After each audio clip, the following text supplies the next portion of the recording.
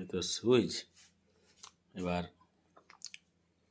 Wash করা হবে, যখন ওয়াশ ট্যাপ সেটিং আছে, আর যখন জল বার করা হবে তখন এই দেখে জলটা এখানে, এইটাই থাকলে এইখানে জল আসবে, এইটাই থাকলে এটাই যাবে, বুঝা গেল।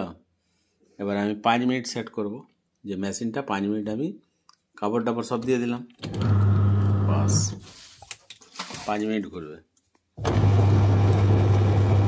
ঠিক আছে।